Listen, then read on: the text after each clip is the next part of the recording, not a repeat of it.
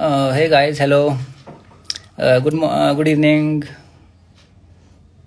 Good evening. Good evening.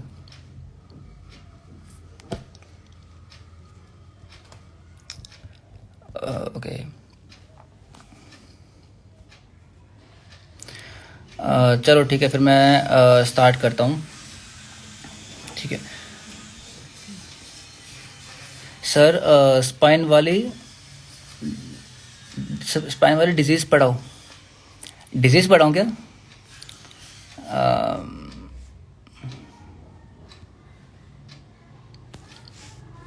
Sir notes are okay. चलो ठीक है, नोट्स के ऊपर कुछ करेंगे. चलो ठीक है. अभी हम एक्चुअली जो जैसे हमने डिसाइड किया था कि हम लाइव आज आ रहे हैं, तो 8 बजे, तो 8 बज चुके हैं. ओके, तो एक्चुअली ये लाइव जो है ये स्नेहा के साथ होगा. तो आई होप आपने जो पोस्ट है वो पोस्ट देखा होगा. तो उसमें हमने लिखा था कि स्नेहा एक्चुअली हमारे बैच में स्टूडेंट थी, फर्स्ट बैच में थी. तो उसने स्नेहा ने एसवी निर्तार में सेकंड रैंक एंड आईपीयू में 14th रैंक क्रैक किया है. तो मैंने सोचा कि एक 1-to-1 टॉक रख लेते हैं, एक लाइव रख लेते हैं स्नेहा के साथ, एंड थोड़ा बहुत हम डिस्कस कर लेंगे एंड देखते हैं कि क्या क्या चीज़ें निकल के आती है बातें. एंड ये जो लाइव है, तो इस लाइव का जो टॉपिक हमने रखा है वो ये है कि how I came up with this idea of the stone physio class. है ना, कि मतलब मेरे माइंड में एक्चुअली आया क्या, कि जिसकी वजह से मैं इस कंक्लूजन पे आया, डिसीजन पे आया कि ऐसे ऐसे हम क्लासेस स्टार्ट करते हैं. तो इसके बारे में मैं थोड़ा बहुत बात करना चाहूँगा पहले. उसके बाद फिर मैं स्नेहा को थोड़ी देर में ऐड कर दूंगा. तो ओके, तो गाइस पहला लाइव है मेरा, इस पेज का भी पहला लाइव है और मेरे लाइफ का भी पहला लाइव है ये. तो थोड़ा बहुत ऊपर नीचे हो जाए तो देख लेना, ठीक है. ओके, तो मैं स्टार्ट करता हूँ. तो थोड़ा बहुत आपको मैं इसके बारे में शायद आपको आइडिया हो, अगर आप मेरी वीडियोस अगर पहले से देखते आ रहे हो, अगर आप फॉलो करते आ रहे हो, तो मे बी आपको इसके बारे में थोड़ा बहुत आइडिया हो. जैसे मैंने पहले भी इसके बारे में बात करी है. तो मैं इंटर्नशिप टाइम से स्टार्ट करता हूँ. तो एक्चुअली इंटर्नशिप में आई गेस आप लोगों को पता होगा कि मैं डिसाइड कर चुका था कि मैं प्रोफेशन ये मतलब छोड़ रहा हूँ. कि मतलब मैंने डिसाइड कर लिया था कि फिजियोथेरेपी से शिफ्ट करके मे बी एमबीए की तरफ या फिर किसी और चीज़ की तरफ शिफ्ट कर जाएंगे. तो ये चीज़ तब डिसाइडेड था. ऑब्वियस रीजंस थे कि ऑब्वियसली जैसे लोग आपको डीमोटिवेट करते हैं, आपको प्रोफेशन के बारे में बताते हैं कि प्रोफेशन में क्या क्या प्रॉब्लम है, पैसा नहीं है या फिर जो भी और भी प्रॉब्लम्स है, तो वो सब चीज़ें होती है. तो खैर इन सब को लेके डिसाइड हो चुका था कि प्रोफेशन छोड़ना है. तो जब मैंने 4.5 years का अपना डिग्री एंड उसके बाद इंटर्नशिप जब मैंने कंप्लीट कर ली, तो उसके बाद फिर मतलब मैं फिगर आउट ही कर रहा था कि एक्चुअली करना क्या चाहिए, मतलब किस तरह से आगे मुझे प्रोसीड करना है, क्या डिसाइड करना है. तो इसी बीच फिर मैंने देखा कि थोड़े टाइम के बाद ही हमारा जो ये कोविड वाला जो टाइम था वो स्टार्ट हो गया. एंड कोविड वाला टाइम स्टार्ट हो गया एंड लॉकडाउन स्टार्ट हो गया था. And I guess first lockdown 21 days का हुआ था, जितना मेरे को याद है. तो 21 डेज का लॉकडाउन हुआ था. तो उसमें मैंने अब ये चीज़ सोची कि चलो ठीक है, लॉकडाउन है अपने पास, तो अपने को टाइम मिल गया काफ़ी चीज़ फिगर आउट करने के लिए कि हमें एक्चुअली आगे जाना कैसे है, क्या चीज़ करना है, अपने प्रोफेशन में ही कंटिन्यू करना है या क्या, किस तरह से. तो ओके, तो फिर सर आप नीट के बाद किया था. हाँ, मैंने नीट का एग्ज़ाम दिया था, पहले नीट का एग्ज़ाम दिया था एंड नीट के बाद मैंने वो चीज़ किया था. जैसे हम सबकी स्टोरी रहती है नीट वाली, तो वही मेरी भी स्टोरी थी, कुछ नया नहीं था मेरा भी. ठीक है, तो खैर फिर उसके बाद मैं कहा था कि हाँ, तो अब मैं फिगर आउट कर ही रहा था एंड लॉकडाउन लग चुका था. अब लॉकडाउन के टाइम पे अब मैं घर पे ही एंड कुछ करने को नहीं है. तो फिर मैंने उस टाइम पे सोचा कि चलो ठीक है, देखते हैं कि हमने पिछले 4.5-5 years में कितना कुछ कवर किया है, कितना मैं ग्रो किया हूँ मतलब इतने टाइम में. तो मैंने सोचा कि चलो ठीक है, स्टार्ट करते हैं अपना नॉलेज को देखना कि कितने नॉलेज है. एंड स्टार्ट किया मैंने राइट फ्रॉम एनाटमी. तो मैंने एनाटमी की बुक उठाई एंड बुक को एक्चुअली पढ़ना स्टार्ट किया. ठीक है, फ्रॉम A to Z, मतलब पूरी की पूरी जो बुक है उसको मैंने पढ़ना स्टार्ट किया. अब ऑब्वियसली आप कोई प्रेशर नहीं था, किसी एग्जाम का प्रेशर नहीं था एंड कोई ऐसा कुछ नहीं था कि मतलब कुछ प्री डिफाइंड टाइम में मुझे कुछ प्री डिफाइंड सिलेबस है जो कि मुझे कवर करना है. अगर वो सिलेबस कवर नहीं हुआ तो कोई प्रॉब्लम क्रिएट हो सकती है मेरे लिए, ऐसा कुछ था नहीं. तो और इवन एमपीटी का भी मेरा डिसाइडेड था नहीं कि मतलब एमपीटी करना है या नहीं करना, क्योंकि ऑब्वियसली काफ़ी हद तक मैं डिसाइड कर ही चुका था कि चलो प्रोफेशन को छोड़ना ही है, okay. Can you suggest me कौन सा फील्ड सही रहेगा? चलो मैं इसकी बात करता हूँ अभी। तो देखो, फिर उसके बाद क्या हुआ कि मैंने जब इस चीज़ के बारे में देख रहा था तो आई स्टार्टेड स्टडिंग एनाटमी। तो एनाटमी जब मैंने पढ़ना स्टार्ट किया, मतलब वो पहली बार हुआ होगा कि मैंने एक्चुअली में बुक को A to Z, ठीक है, मतलब स्टार्टिंग से एंड तक पूरा का पूरा मैंने बुक को कवर किया। एंड बुक को जब पढ़ना स्टार्ट किया तो चीज़ें समझ आनी शुरू हुई तो पढ़ने में मज़ा आने लगा। एंड कोई प्रेशर नहीं है मेरे ऊपर कि मुझे कोई एग्जाम निकालना है या किसी चीज़ के लिए पढ़ना है, अपने मस्ती के लिए, अपने मज़े के लिए मैं पढ़ रहा था कि जो चीज़ पढ़ने में मज़ा आ रहा था। तो और अगर बुक को पढ़ने की भी बात करूं तो हम लोग क्या करते हैं, हम फर्स्ट चैप्टर से स्टार्ट करते हैं पढ़ना। तो मैं आपको थोड़ा बहुत ये बताना चाहता हूं कि अगर हम पढ़ना स्टार्ट करें ना एक बुक को, तो बुक के फर्स्ट चैप्टर से पहले, इंडेक्स से पहले प्रीफेस होता है, फोरवर्ड होता है एंड अबाउट द ऑथर होता है, ठीक है। तो इन चीज़ों को भी एक बार आप रीड आउट करो। तो इस चीज़ के बारे में मैं सोच रहा हूँ कि एक वीडियो बनाऊं जिसमें मैं बुक कैसे पढ़ी जाती है इसके बारे में बात करूं कि बुक एक्चुअली में हमें पढ़नी कैसे चाहिए। देखो, जब तक आप ऑथर को नहीं जानते हो, बुक के जो ऑथर है जिन्होंने बुक लिखी है, जब तक आप उनको नहीं जानते हो वो क्या चीज़ बोलना चाह रहे हैं, या फिर मैं तो आपको सजेस्ट करता हूँ कि उनके इंटरव्यूज़ होते हैं यूट्यूब पे या फिर उनकी वीडियोज़ होती है, तो उनका जब तक आप ऑथर को नहीं जानते हो तब तक आप उनकी बुक आप पढ़ तो लोगे लेकिन आप उनसे कनेक्ट नहीं कर पाओगे, है ना, कि मतलब उनका फ्लो किस तरह से है बुक में, मतलब जो उन्होंने चीज़ें लिखी है वो उन्होंने किस तरह से लिखी है, क्या उनका बोलने का मतलब है। तो आई गेस वो थोड़ा साइकोलॉजिकल इफेक्ट रहता है कि अगर आप ऑथर को जानते हो ना, तो या फिर जिन्होंने जो बुक लिखी है, तो उससे थोड़ा बहुत आपके लिए वो फायदे में रहते हो, आप कनेक्ट कर पाते हो इजीली उस बुक से। तो इसके ऊपर मैं सोच रहा हूँ डिटेल में एक वीडियो बनाऊं, तो वो खैर बात अलग है। तो ऐसे ही मैंने एक एक बुक को जब कवर करना स्टार्ट किया, अब इस चीज़ में लॉकडाउन भी हमने देखा कि बढ़ता गया टाइम के साथ। एंड उसके बाद जब मैंने कवर करना स्टार्ट किया तो एनाटमी पूरा कवर किया, एनाटमी के बाद बायोमैकेनिक्स, ऑर्थो, न्यूरो, इलेक्ट्रो, ऐसे करके एक एक करके सारी चीज़ें कवर करनी स्टार्ट करी। जो चीज़ें इंपॉर्टेंट लगी उनको नोट डाउन करना स्टार्ट किया। जो इम्पोर्टेंट, जो चीज़ कुछ ऐसे ऑब्वियसली चीज़ें थी कि जो चीज़ समझ नहीं आ रही है मुझे कि इसका क्या मतलब है इस लाइन का या क्या, तो ऑब्वियसली वहाँ पे कंसल्ट किया, नेट को कंसल्ट किया, यूट्यूब को कंसल्ट किया, अपने सीनियर्स को, टीचर्स को, है ना, उनसे बात करी। इवन ये तक किया मैंने कि जो सेम टॉपिक है, सेम टॉपिक पे मैंने अलग अलग लोगों से बात करी कि इवन मेरे जूनियर्स, मेरे सेम जो मेरे कलीग्स है या मेरे सीनियर्स जो है, कि उनका अलग अलग लोगों का क्या बोलना है, एक ही उनका क्या टेक है एक ही पर्टिकुलर टॉपिक पे।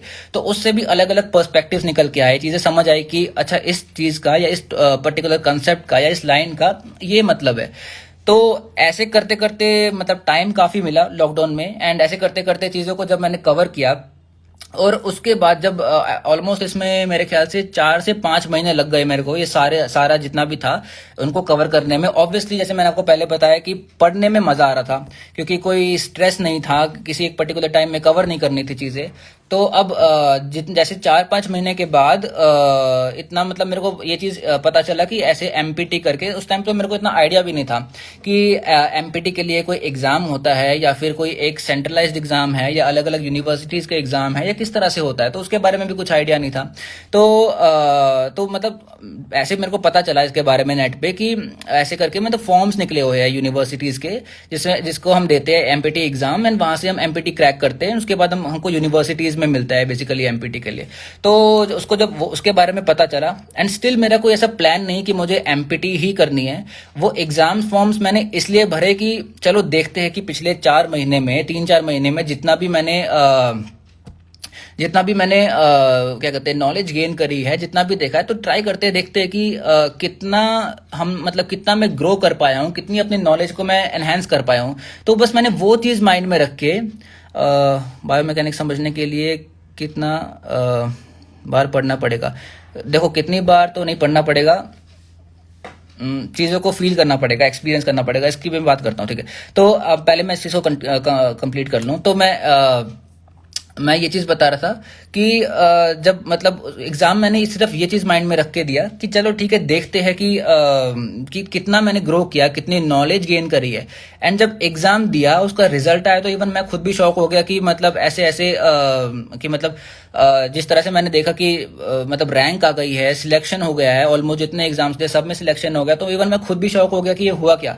तो इवन मतलब यहाँ तक ये हाल था कि जब रिजल्ट आया तो रिजल्ट कार्ड का जो रोल नंबर था उससे मैं कोरिलेट कर रहा था अपना रोल नंबर कि ये मेरा ही रोल नंबर है कि किसी और का तो नहीं आ गया, कोई गलती तो नहीं हो गई है, तो मतलब ये चीज भी हो गई थी।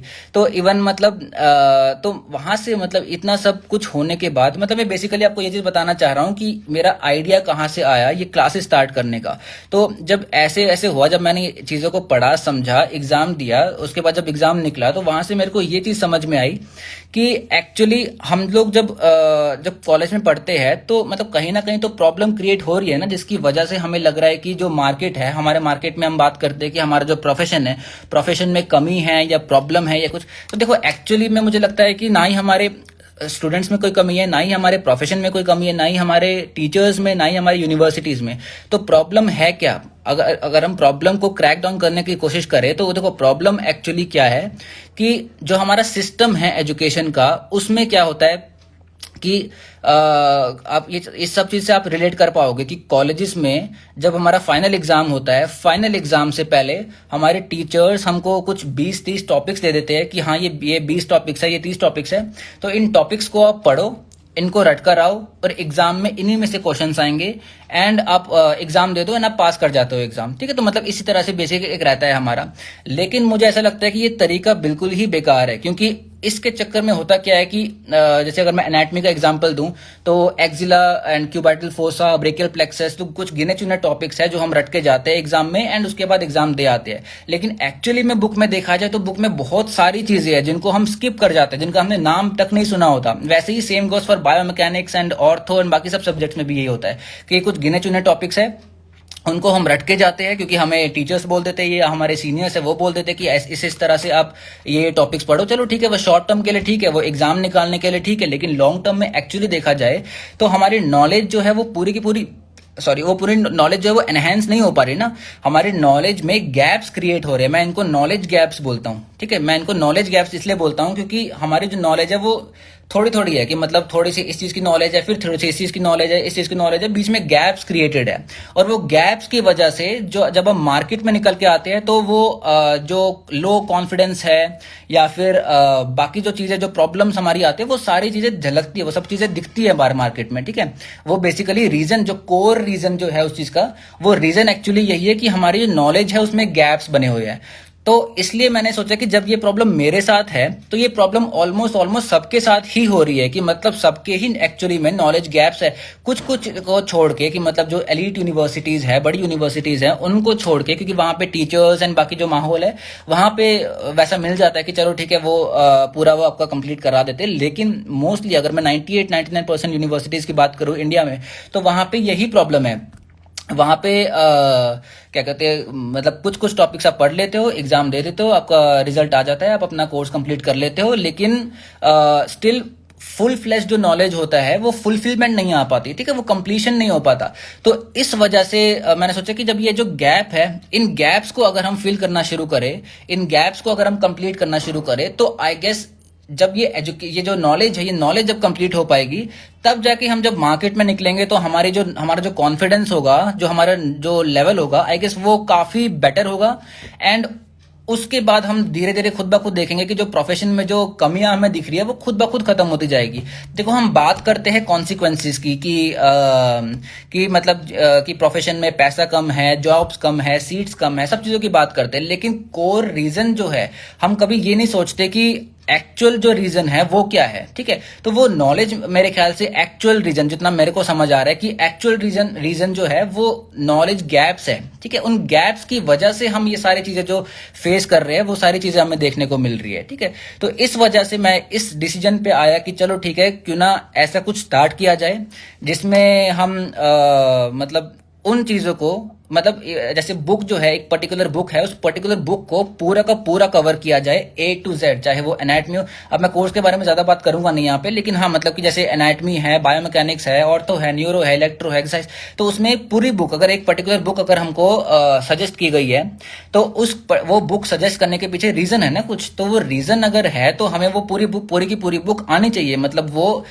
एक बेसिक रिक्वायरमेंट है कि अगर हम बीपीटी अगर हम पास आउट है तो इसका मतलब कि हमारे पास उस पूरी बुक का कंप्लीट जो नॉलेज है वो हमारे पास होना चाहिए, तब हम बोल सकते हैं कि हम मतलब बीपीटी पास आउट है, अगर एक्चुअली देखा जाए। ठीक है, तो इसलिए मुझे लग रहा है कि ये रीजन, मतलब इस रीजन की वजह से अब जब मुझे लगा कि ये कमी अगर हमें देखने को मिल रही है तो किसी ना किसी को तो इसके पीछे काम करना ही पड़ेगा ना। हम कब तक प्रॉब्लम्स की बातें करते जाएंगे? देखो बहुत लोग हैं जो प्रॉब्लम्स की बात करते हैं एंड उसके ऊपर मीम्स बना रहे हैं, मजाक बन रहा है, वो सब चीजें अलग चीज है, लेकिन एक्चुअली हंसने के लिए ठीक है, वो अगर किसी को हंसना भी उस चीज पे हंस लो, लेकिन एक्चुअली जो प्रॉब्लम है जिसकी वजह से ये सब चीजें देखने को मिल रही है, तो उस प्रॉब्लम का सॉल्यूशन क्या है, उस सॉल्यूशन को हमें ढूंढना पड़ेगा ना, उस सॉल्यूशन के ऊपर काम करना पड़ेगा। तो मेरी समझ से मुझे ये समझ आया, जितना मुझे लगा, कि जो नॉलेज गैप्स है हमें उसको फिल करने की जरूरत है, और उसको फिल करके एटलीस्ट हम अपनी जनरेशन जो है, क्योंकि हमारे पास जिस तरह से फिजियोथेरेपी आई है, अब हमारी जनरेशन की बारी है ना, तो हमारी जनरेशन को अब इसके ऊपर काम करना पड़ेगा ताकि हम अगली जनरेशन जो होगा उनको एक better level of, elevated level of physiotherapy and elevated level of जो हमारा जो स्टैंडर्ड है वो उनको प्रोवाइड कर सके। आई थिंक मेरा ऐसा मानना है इस चीज पे। तो इसलिए ऐसा मैंने कोर्स डेवलप किया जिसमें हम सारी चीजों को, एनाटमी जितना भी मैंने आपको बताया, तो इन सब चीजों को मैंने कवर किया, एंड एक एक चीज को जो हमारे स्लाइड्स है, पीपीटीज है, उन सबको मैंने उसको मैं कवर करता गया। एंड उसके बाद अब जो स्टूडेंट्स जो क्लास लेते हैं, एंड वो लेने के बाद वो क्लास में मतलब क्लास लेने के बाद, समझने के बाद, उसके बाद उनको लगता है कि एक्चुअली में कितनी सारी चीजें थी जिनका उन्होंने नाम तक नहीं सुना था, जो उन्होंने कभी पढ़ा भी नहीं था बैचलर्स में, लेकिन उसकी रिक्वायरमेंट थी। एंड यही प्रॉब्लम होती है जब आप एमपीटी एंट्रेंस के लिए भी प्रिपेयर कर रहे होते हो, तो वहां पे प्रॉब्लम ये आती है कि हम सिर्फ उन्हीं चीजों को ऊपर फोकस करते हैं, उन्हीं चीजों को पढ़ते हैं जो हमें लगता है कि कॉलेज में पढ़ने के लिए सफिशिएंट था, एंड लेकिन एक्चुअली में उनको पढ़ के हम एग्जाम नहीं निकाल पाते, क्योंकि वहां पे उनकी जो रिक्वायरमेंट होती है वो अलग होती है, वो पूरी बुक में से कहीं से भी पूछते हैं। तो बेसिकली ये पूरी स्टोरी थी जो मेरे को आप लोगों से शेयर करनी थी, एंड मेरे को उसकी बात करनी थी ताकि आपको भी पता चले कि एक्चुअली मेरा रीजन क्या था कि जिसकी वजह से मैं ये मतलब ऐसा मैंने जो क्लासेस है वो स्टार्ट करी है। ओके, तो आप लोग इस पे बता सकते हो कि जो थिंकिंग है उसके ऊपर आप कुछ अगर बोलना चाहो।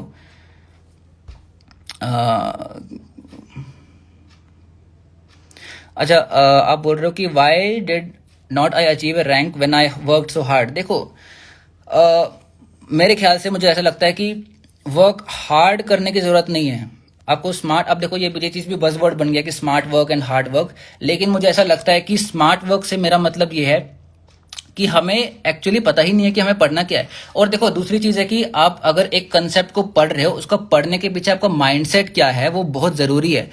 माइंडसेट से मेरा मतलब, जैसे मैंने एक छोटा सा एक रील भी बनाया था, उसमें भी मैंने इस चीज की बात करी थी कि मतलब जैसे एक पर्टिकुलर टॉपिक है, क्लैविकल की मूवमेंट की अगर हम बात कर रहे हैं, तो हम इस चीज को रट लेते हैं कि बुक में लिखा है कि आर्म एलिवेशन में क्लैविकल पोस्टीरियर रोटेशन है, तो हम क्लैविकल पोस्टीरियर रोटेशन रट लेते हैं। कभी इस चीज को अपनी बॉडी पे एक्सपीरियंस करते ही नहीं है। अगर हम अपनी बॉडी पे उस चीज को फील करें वैसे ही, तभी मेरे को बायोमैकेनिक्स सबसे ज्यादा पसंद है, क्योंकि मैक्सिमली हम बायोमैकेनिक्स को, थ्योरी एंड प्रैक्टिकल को हम रिलेट कर पाते हैं। तो मेरे ख्याल से हम एक्चुअली जो चीजें हैं उसको रिलेट नहीं कर पाते अपने रियल लाइफ से। अगर हम वो कर जाए तो मेरे ख्याल से काफी इजी हो जाएगा हमारे लिए चीजों को समझना, एंड उसके बाद हमें रटना नहीं पड़ेगा चीजों को।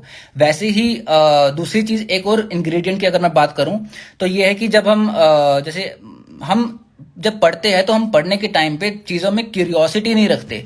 मतलब हम सिर्फ फॉर द सेक ऑफ कि पढ़ना है इसलिए हम पढ़ रहे होते हैं। देखो चीजों में क्यूरियोसिटी रखने का मेरा मतलब ये है कि बुक में अगर एक चीज लिखी गई है तो आप उस चीज पे क्वेश्चन करो ना कि ये ऐसा ही क्यों लिखा गया है बुक में। मतलब उसमें सेंस ऑफ क्यूरियोसिटी लाओ। अपने टीचर्स है उनसे पूछो कि बुक में ऐसा लिखा गया है, क्यों लिखा गया है, इसके पीछे रीजन क्या है, अगर मैं जो सोच रहा हूं क्या ये नहीं हो सकता। मतलब ऐसे आप क्वेश्चंस लेकर आओ। जब तक आप मतलब ये ऐसे स्टूडेंट्स बहुत कम देखने को मिलते हैं मुझे, जो एक्चुअली में क्यूरियोसिटी लेकर आते हैं एंड उनका हर चीज पे वाई होता है कि वो हर चीज पे वाई पूछते हैं कि ऐसा क्यों, ऐसा क्यों, ऐसा क्यों।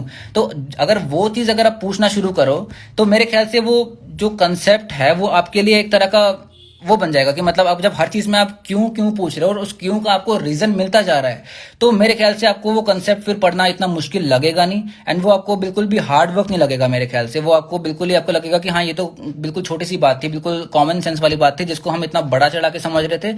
एंड एक्चुअली होता ही ये है, चीजें बहुत कॉमन सेंस वाली होती है, बहुत छोटी चीजें होती है, लेकिन बुक में उनके ऊपर जो टेक्निकल टर्म्स होते हैं वो टर्म्स पढ़ के हमें लगता है कि ये काफी ही पता नहीं क्या चीज है, इतनी बड़ी चीज है। लेकिन जब वो एक बार उसके पीछे की कहानी अगर हम समझ लेते हैं हैं तो मेरे ख्याल से हमारे लिए चीज़ें आसान हो जाती है। ठीक है, ओके। और कोई क्वेश्चन आपका? थ्योरी पेपर हो जाता है, एमसीक्यूज में बहुत दिक्कत आती है। अरे देखो, मेरे अकॉर्डिंग मुझे ऐसा लगता है कि अगर आपके कंसेप्ट तगड़े हैं ना, तो आपके लिए एमसीक्यूज करना सबसे इजी चीज़ है दुनिया में।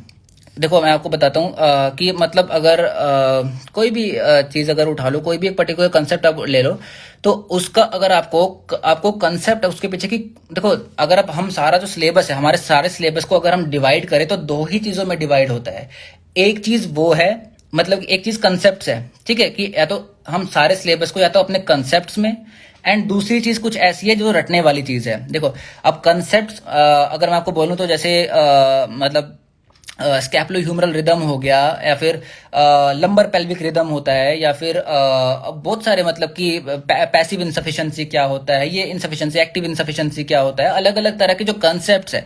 कंसेप्ट्स अलग चीज हो गई जिसके पीछे कहानी होती है। उन कंसेप्ट के पीछे की कहानी अगर आपने पूरी जान ली, सेम चीज अगर मैं ब्रेन की बात करूं तो ब्रेन में हमारा जो बेसल गैंग्लिया होता है, बेसल न्यूक्लियाई होता है, तो उसमें जो स्ट्रक्चर्स होते हैं, ठीक है, तो उन वो स्ट्रक्चर्स आपस में किस तरह से इंटरेक्ट करते हैं, जिसकी वजह से हमारा डायरेक्ट पाथवे और इनडायरेक्ट पाथवे चलता है। तो उसके पीछे की अगर आपने कहानी समझ ली तो वो पूरा कंसेप्ट आपको समझ आ गया। उसके बाद आपको वो चीज रटने की जरूरत नहीं है। और उसके अलावा दूसरी जो चीज मैं आपको बोल रहा हूँ, कुछ चीजें ऐसी है जो आपको नो डाउट आपको रटना ही पड़ेगा, मेरे को ये टर्म यूज करना ही पड़ रहा है, आपको याद ही करना पड़ेगा। अब उसके पीछे रीजन क्या है? उसके पीछे रीजन क्या है कि देखो अब जैसे ऑर्थो है, ऑर्थो में कुछ अलग अलग टाइप के स्प्लिंट्स होते हैं, अलग अलग टाइप के ट्रैक्शंस होते हैं ना, अलग अलग नेम एपोनिम्स होते हैं फ्रैक्चर्स के।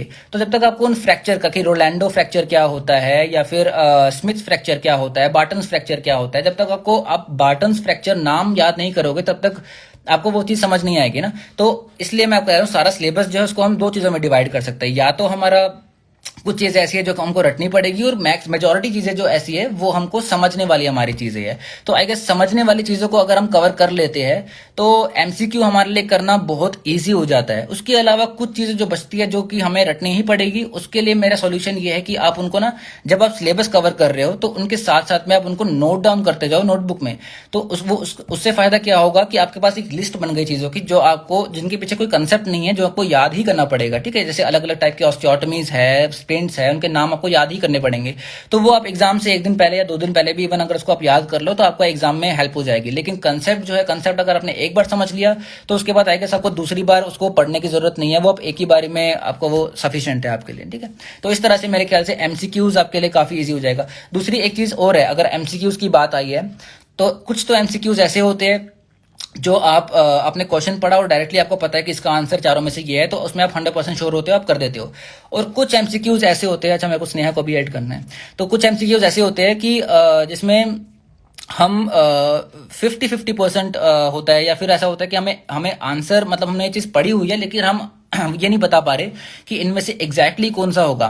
तो उसमें मेरे ख्याल से आप एलिमिनेशन मेथड यूज कर सकते हो। एलिमिनेशन मेथड से मेरा मतलब ये है कि आप ये देखने के बजाय कि कौन सा आंसर सही है, आप ये चीज देखो कि कौन सा आंसर गलत है।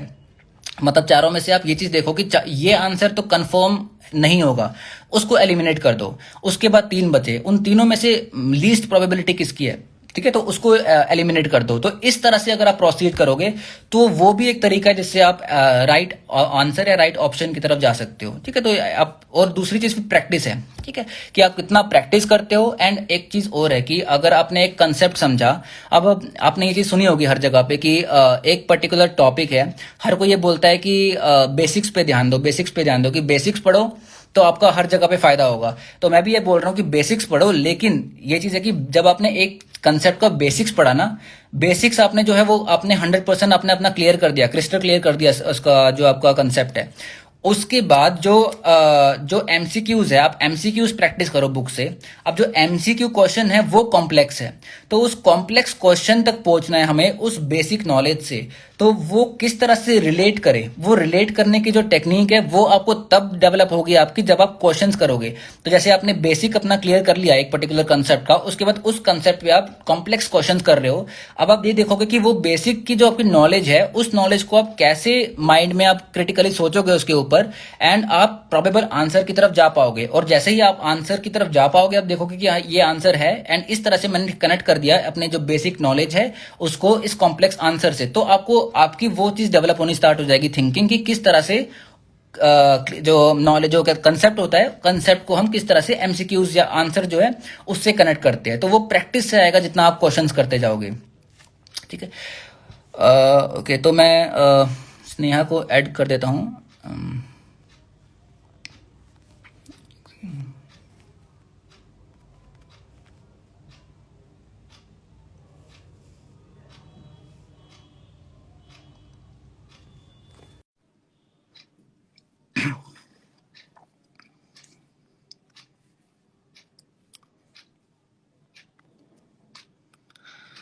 बीपीटी के बाद कौन कौन से गवर्नमेंट एग्जाम्स दे सकते हैं गवर्नमेंट जॉब के लिए? ओके, गवर्नमेंट जॉब के लिए बहुत सारी है। इसके लिए ओके, मैं सोच रहा हूँ उसके ऊपर एक वीडियो बना देता हूँ। वैसे कई सारी वीडियोस है इसके ऊपर भी, सोचता हूँ इसके ऊपर वीडियो बना लेता हूँ एक प्रॉपर की गवर्नमेंट जॉब के लिए कौन कौन सी गवर्नमेंट जॉब्स एक्चुअली अवेलेबल है after BPT.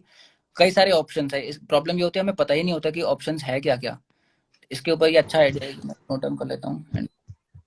Hello Sneha, hi. Congratulation. Thank you. और कैसा लग रहा है अपना, आ गए कैंपस पे, आ गए आप? हाँ हाँ, मैंने ज्वाइन कर लिया था 4th को। ओके, फोर्थ को ज्वाइन कर लिया, एंड कैसा लग रहा है, पढ़ाई स्टार्ट हो गई? अभी क्लासेस तो चालू नहीं हुई है, लेकिन अभी प्रैक्टिकल वर्क चालू हो गया है और आईपीटी ओपीटी के पेशेंट अलॉट हो गए हैं, तो अभी तो you are in one of the most, कहते हैं ना, प्रेस्टिजियस यूनिवर्सिटी इन इंडिया। तो कैसा फील हो रहा है? बहुत अच्छा लगता है क्योंकि सबको हम्म। यहाँ एडमिशन नहीं मिल पाता है। बहुत हम्म। सारे बच्चे डिसअपॉइंट हो जाते हैं हर साल। हम्म। पर ऐसे कॉलेज में एडमिशन लेना ही बहुत हम्म। बड़ी बात है। तो आपको क्या लगता है कि एडमिशन लेना ही सब कुछ है, कि मतलब अगर हमने एक कंसेप्ट को समझ लिया, मतलब क्या बोल रहा हूँ मैं ये कह रहा हूँ कि अगर हमने एक क्या कहते हैं, अगर पढ़ लिया, अपनी प्रिपरेशन कर ली, एंड प्रिपरेशन करने के बाद कॉलेज में सिलेक्शन किसी का होता है किसी का नहीं होता, ऑब्वियसली कुछ लिमिटेड सीट्स ही है, तो क्या सब कुछ है सिलेक्शन होना, या अगर सिलेक्शन नहीं भी हुआ तब भी ठीक है? आपका क्या सोचना है इसके ऊपर?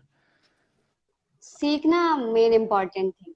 कि आप सीख क्या रहे हैं। अगर आप कुछ पढ़ रहे हैं तो आप उससे क्या सीख रहे हैं। अगर आपका जैसे आप कुछ प्रिपरेशन करते हैं किसी भी फील्ड का ले लो, तो वो हम्म। सबसे ज्यादा इम्पोर्टेंट है कि आप वो पढ़ के वो क्या सीख रहे हैं। ये जरूरी नहीं कि आप पढ़ के आपका सिलेक्शन होना जरूरी है। क्योंकि आप अगर हम्म। जब आप पढ़ रहे होते हैं उससे पहले आप क्या है, आपका नॉलेज ऑफ लेवल क्या है और आप वो पढ़ चुके हैं सारा, फिर उसके बाद आप सबसे डिफर हैं, सबसे डिफरेंट है कि आपको वो चीजें पता है जो हम्म। किसी को नहीं पता है। तो that is the important thing. मेरे ख्याल से मतलब सारा कुछ पढ़ने के बाद, सारे कंसेप्ट स्ट्रॉन्ग करने के बाद सिलेक्शन ना होना इज स्टिल बेटर देन आपने नहीं पढ़ा या गलती से आपका सिलेक्शन हो गया।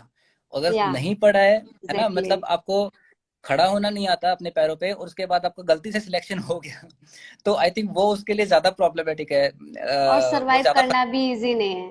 यहाँ पे हाँ जैसे सारे बच्चे पढ़ के आए हुए हैं ना, तो पता चलता है हम्म। हाँ अच्छे कॉलेज से है, किसका क्या कॉन्सेप्ट क्लियर है।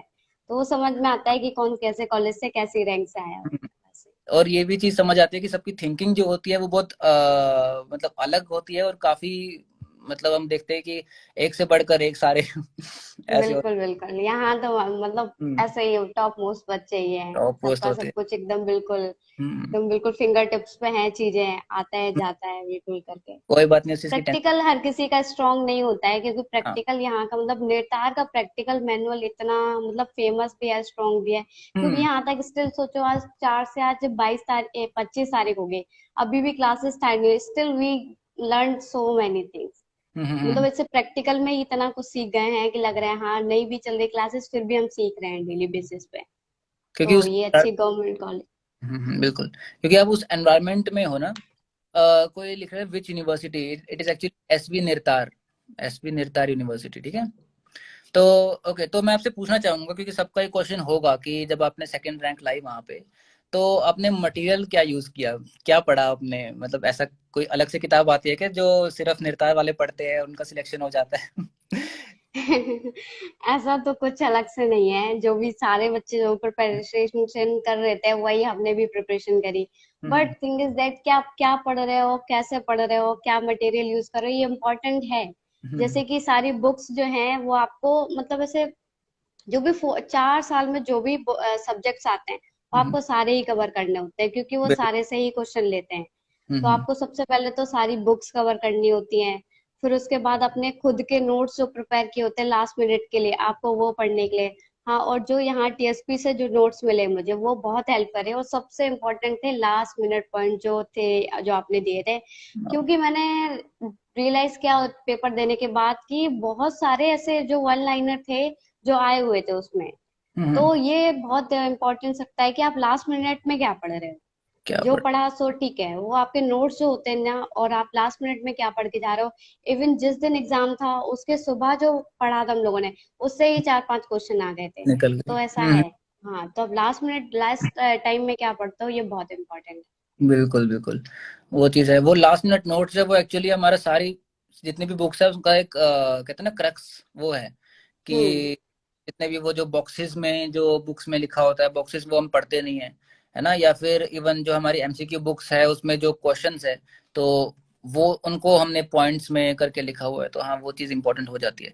तो ठीक है, मतलब या अपने नॉर्मल अपने आपका मेजर जो मेन जो चीज है जिससे आपको सिलेक्शन हुआ वो ये था कि आपने सारी बुक्स को मतलब पूरा कंप्लीट किया आपने, कुछ चीज छोड़ा नहीं, कोई कंसेप्ट कवर। छोड़ा। हम्म। तो और मेन। एमसीक्यूज की बुक्स भी बहुत इंपॉर्टेंट थी, लाइक पीपी सर की जो बुक है और सूरज कुमार सर की बुक है। हम्म। अगर किसी को कोई भी एमपीटी का किसी भी कॉलेज का एंट्रेंस क्लियर करना, तो मुझे लगता है अगर वो दोनों बुक्स कवर कर ली, हम्म। ईच एंड एवरी क्वेश्चन आपको याद होना चाहिए, आपका उसमें कॉन्सेप्ट क्लियर होना चाहिए, हम्म। तो कहीं भी सिलेक्शन हो सकता है, इवन एम्स में भी हो सकता हो है सकता। उससे ही। और मेरे ख्याल से उन बुक्स को करने का बेस्ट तरीका ये है कि वो बुक से आप क्वेश्चन कर रहे हो ना, एक तो कुछ क्वेश्चंस ऐसे होंगे जो आपको आते हैं तो वो नोट करने की जरूरत नहीं है, लेकिन जो क्वेश्चंस आपके, हम्म। हाँ, तो हाँ। उनको आप पॉइंट वाइज कॉपी में नोटबुक में कहीं पे भी नोट करते जाओ, क्योंकि कितनी या बोलोगे, है ना? तो मेरे राइट राइट। ख्याल से वो चीज काफी हेल्पफुल रहती है, and उन्हीं चीजों को आप लास्ट में रिवाइज करते हो या एग्जाम। तो मतलब एक चीज निकल के आए कि हमें बुक्स को पूरा पूरा कंप्लीट करना है, एंड लास्ट मिनट के लिए हमें चीजें बना के रखनी है जो लास्ट मिनट में हम पढ़, हम्म। एंड वो हमारे लिए काम आ जाए एग्जाम के टाइम पे। तो इस तरह से ओके। तो पढ़ते तो काफी हो गए आप फिर दिन में। कितने घंटे पढ़ते हो? देखो ये सब पढ़ना का होते हैं ये तो सबके पढ़ने का काफी। ना अपना अपना है, कुछ लोग कम टाइम में पढ़ के भी बहुत सारा अच्छा रिजल्ट क्रिएट करते हैं, और कुछ लोग बहुत सारा पढ़ के भी रिजल्ट क्रिएट नहीं कर पाते हैं। तो ये डिपेंड करता है कि आपकी मेमोरी कैसी है हम्म। कंटेन करने की। तो हम्म। ऐसा कुछ नहीं है कि इतने घंटे ही पढ़ना जरूरी है, या 10 घंटे 12 घंटे पढ़ के ही सिलेक्शन होगा। हम्म। अगर आप तरीके से पढ़ते हो, आप 6 घंटे भी या देते हो पूरे दिन में, तो भी आपका सिलेक्शन रहेगा, लेकिन बस तरीका अच्छा होना चाहिए। और ये डिपेंड करता है कि आप अकेले पढ़ रहे हो या ग्रुप स्टडी कर रहे हो। जैसे मैंने तो पर्सनली मैं बताऊं, मैंने अपनी फ्रेंड के साथ पढ़ा, रिचा के साथ। तो मेरा जो था, जैसे कि कई कई बार क्या होता है, अकेले पढ़ने से डिस्ट्रैक्शन भी होता है, चलो अब ये कर लेते हैं, कोई नहीं, अब 5 मिनट बाद पढ़ लेंगे। तो 5 के 15-20 मिनट कब हो जाते हैं पता ही नहीं चलता, या 5 मिनट सोते हैं, अगर आपको कोई उठाने वाला नहीं है तो आप 1 घंटे सो लिया, पता ही नहीं चलता है।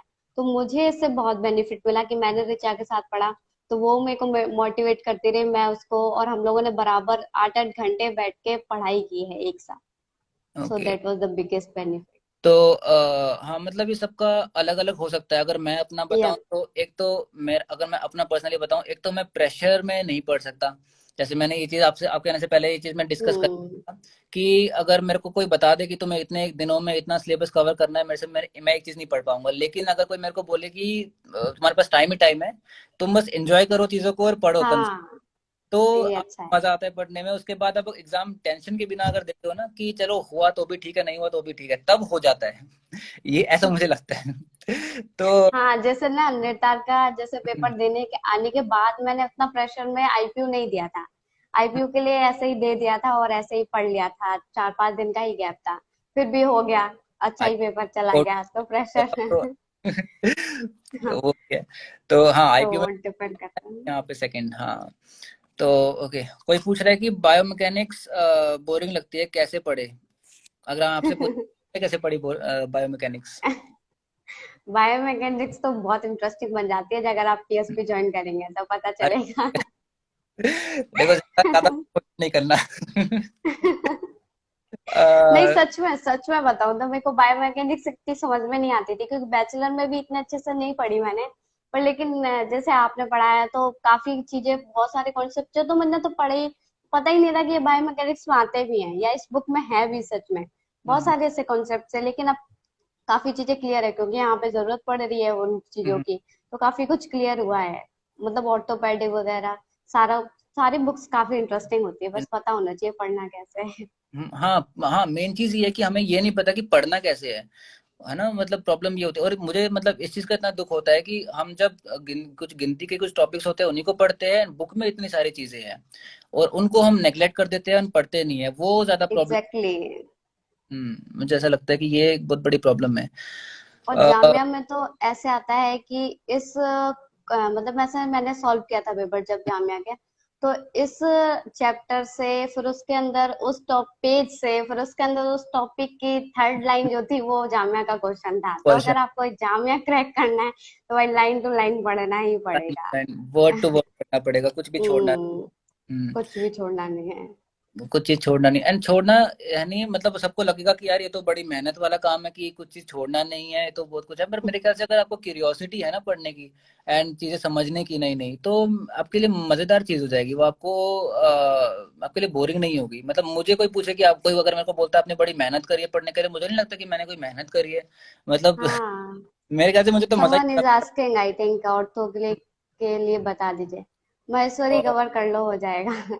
मैं महेश्वरी बहुत इंटरेस्टिंग बुक है, बहुत इंटरेस्टिंग। हम्म, फर्स्ट टू बहुत last chapter, first to last page बहुत हम्म, इंटरेस्टिंग है सारा कुछ। और बहुत सिंपल है, बहुत ज्यादा सिंपल। बहुत सिंपल भी है, हाँ। हम्म, एंड क्लिनिकल भी अच्छा है उसका सारा कुछ। बहुत सारी चीजें उसमें बहुत इंटरेस्टिंग है और बहुत ही सिंपल है महेश्वरी। मेरे ख्याल से महेश्वरी कवर करना इज मच बेटर आपके लिए, है ना, मतलब सबके लिए महेश्वरी से बहुत क्वेश्चन आते हैं, काफी। मतलब अच्छा है ऑर्थो के लिए। एंड अगर डायरेक्ट आप पीटी ऑर्थो भी कवर नहीं करते हैं तो अगर आप महेश्वरी भी कवर कर लेते हैं तो भी बहुत सारा ऑर्थो आपका कवर हो जाएगा। कवर हो जाता है बिल्कुल। Ortho is the major part I think, MCQs जो आते हैं। आपका मेरे ख्याल से क्योंकि ये कोर है, anatomy, biomechanics and your ortho, वो तो यप। कोर ऑफ फिजियोथेरेपी है। अगर वही सब्जेक्ट्स नहीं आते तो मेरे ख्याल से बाकी बाकी भी है जरूरी। कैसे समझ नहीं आएगा। हाँ मतलब मेजर जो कोर सब्जेक्ट्स है वो हमारे ये है। तो अच्छा ठीक है, तो और क्या चीज पूछी जाए? अच्छा ठीक है, तो ये है कि मतलब आपने जो कंसेप्ट्स जो पढ़े हैं, तो आपको लगता है, चलो आपके, आप कह रहे हो कि क्लासेस अभी स्टार्ट नहीं हुई है, पर आपको लगता है कि वो अभी यूज हो रहे हैं? जैसे प्रैक्टिकल आप कह रहे हो, प्रैक्टिकल स्टार्ट हुए हैं, तो वो कंसेप्ट्स हाँ, अभी यूज हो में? रहे हैं क्योंकि जैसे कि पेशेंट आता है तो असेसमेंट करना होता है क्योंकि पेशेंट अलॉट होते हैं। लाइक आप एमपीटी फर्स्ट ईयर में हो तो जैसे कोई पेशेंट आएगा तो वो न्यू पेशेंट आपको दिया जाएगा तो आपको उसका असेसमेंट करना होगा। इन असेसमेंट में तो आपको सारी चीजें पता ही होनी चाहिए। हम्म, लाइक वो चाहे ऑर्थो का हो, न्यूरो का हो, हम्म, इवन पीडिया का भी हो, तो हम्म, आपको सारी चीजें क्लियर। और आप असेसमेंट तभी कर सकते हो जब आपको बेसिक क्लियर है कि भाई बे- डर्माटोम किसका क्या है, या हम्म, जर्क है तो उसकी ग्रेड क्या है, हम्म, और मॉडिफाइड ऑस्मोथ स्केल टोन देखनी है तो वो क्या है। तो ये सारी चीजें आपको जब भी क्लियर होगी जब आपने सारा कुछ पढ़ा होगा, तभी तो असेसमेंट इजी होगा। असेसमेंट इजी होगा तब आप ट्रीटमेंट दे पाओगे कि हम्म, एक्चुअल में उस पेशेंट को डायग्नोसिस निकल के आ क्या रहा है। तो हम्म, ये तो सारा यूज हो ही रहा है। न्यूरो के लिए भी कह रहे हैं कि न्यूरो के लिए भी देखो, जैसे मैं आपको वही आप जो चीज बोलते बता रहे हो, तो जैसे हम पढ़ते हैं कि upper motor neuron and lower motor neuron, तो अपर मोटर में पढ़ते हैं कि स्पास्टिसिटी इंक्रीज कर रही है, लोअर मोटर में पढ़ते हैं कि डिक्रीज कर जाती है या फ्लैसिड हो जाता हाँ, है। तो ये अब आपको पता होना चाहिए। हाँ, अब ये चीज होती है कि हम ये चीज हमने बुक में पढ़ ली एंड, लेकिन उस चीज पे ये तो देखो कि ऐसा क्यों हो रहा है, ये कोई पूछता नहीं है कि ऐसा हो रहा है, पर क्यों हो रहा है, कि मतलब स्पास्टिसिटी इंक्रीज क्यों हो रही है, फ्लैसिडिटी क्यों आ रही है लोअर मोटर में, तो उसकी कोई बात नहीं करता। तो वही मैं कह रहा हूँ कि हम्म। ख्याल से अगर आप हर चीज में क्यूरियोसिटी लाओ ना, हर कंसेप्ट में कि ऐसा क्यों, मतलब हर चीज में वाई वाई वाई वाई पूछना शुरू कर दो, तो उसका आंसर देखो, ऐसा किसी वाई का आंसर तो नहीं है, और या तो अगर नहीं है तो मेरे ख्याल से वो आपके लिए रिसर्च का टॉपिक बन जाएगा, अगर किसी का वाई नहीं रिसर्च का निकलता है। टॉपिक है, कुछ सम थिंग्स आर हाँ फैक्ट ना।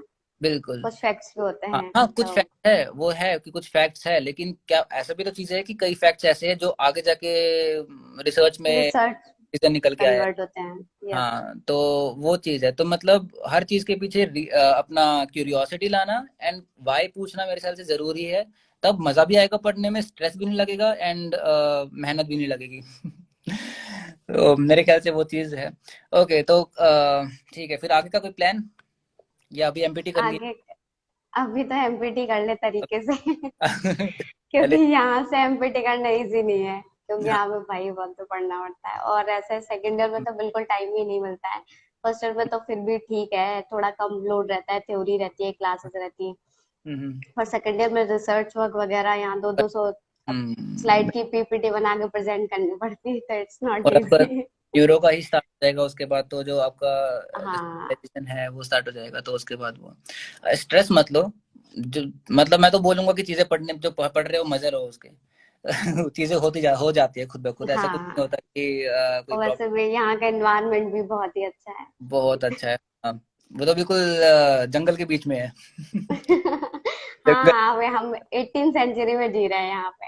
हाँ। पर वही है, वो भी चीज मेरे लिए तो बहुत सही है, मुझे तो मजा आता है ऐसी जगह। हाँ, हर किसी को ये देखने को नहीं मिलता है जो शहर हाँ, में रहते हैं, जो तो सिटी में उनके रहते लिए तो बिल्कुल जैसे हैं, बिल्कुल बिल्कुल बिल्कुल। सच में ड्रीम जैसा ही है सब हम्म कुछ। यहाँ पे सनसेट सारा कुछ बहुत हम्म, नेचर है, बहुत नेचर है। मैं कैसे फोटोज बहुत क्लिक कर रहे होगे वहां पे आप? सनसेट की फोटोज एंड छोटे छोटे चीजों की भी फोटो, यहाँ पे इतने वेराइटी ऑफ मतलब प्लांट्स। से फ्लावर्स होते हैं बस बहुत। हाँ। और छोटी छोटी चीजें जो सच में से नहीं देखने मिलती। हम्म, गांव में भी आजकल इतना ज्यादा हो गया है ना, हाँ, तो वहां भी ये चीजें नहीं देखने को मिलती, लेकिन यहाँ पे स्टिल अभी प्रेजेंट है। प्रेजेंट है अभी भी। वो चीज है मतलब, और जितना आप नेचर के बीच में रहते हो उतना आप खुश रहते हो मेरे ख्याल से। ये मेरी थ्योरी है। जितना आप नेचर के बीच में आप खुश हो, या तो ऑल द वेरी बेस्ट, अच्छे से करो अपना मास्टर्स। ठीक है, एंड चीजों को स्ट्रेस मत लो किसी चीज का। एंड और क्या बोलूं, आपको कोई लास्ट नोट इस पे कुछ बोलना है सबके लिए, मतलब मतलब जो एमपीटी, हाँ एमपीटी प्रिपरेशन जो कर रहे हैं वो इतना स्ट्रेस ना लें। अब बस अच्छे से प्रिपरेशन करें कि हमें ना गाइडेंस अच्छा होना चाहिए। अगर हम किसी बुक को पढ़ रहे हैं तो वो तरीके से पढ़ें, और एमसीक्यूज अगर अच्छे से लगाएं, और लास्ट टाइम आप अच्छे से प्रिपेयर करें ना, तो आपका एग्जाम कोई भी निकल सकता है। तो इतना कोई बड़ा इशू नहीं है, it's not a big deal. अगर आप अच्छे से पढ़ते हैं तो आप एंड अगर, यू कैन डू एनीथिंग।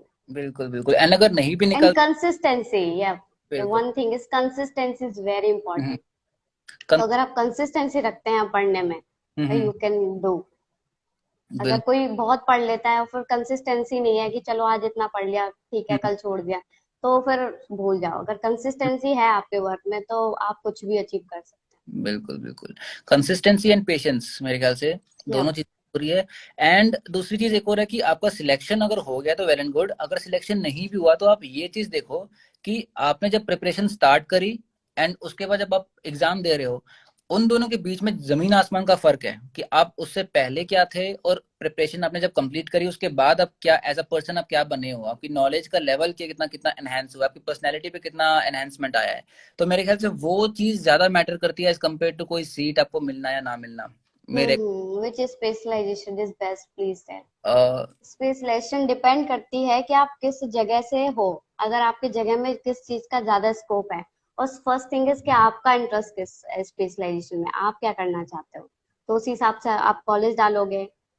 वो डिपेंड करता है कि आपके एरिया में स्कोप क्या है, या किस लेवल पे आप जाना चाहते हो वहां पे स्कोप क्या है, या आपका मेन इंटरेस्ट क्या है, तो उस पर आपका स्पेशलाइजेशन डिपेंड करता इंटरेस्ट मेन चीज है कि है। अगर, फर्स्ट थिंग इज इंटरेस्ट। हाँ, कि अगर न्यूरो पढ़ने में मजा आ रहा है और अगर आप बायोमैकेनिक्स पढ़ते हो तो प्रॉब्लम। तो आपको जिस चीज में पढ़ने में मजा आ रहा है वो स्पेशलाइजेशन आपके लिए बेस्ट है।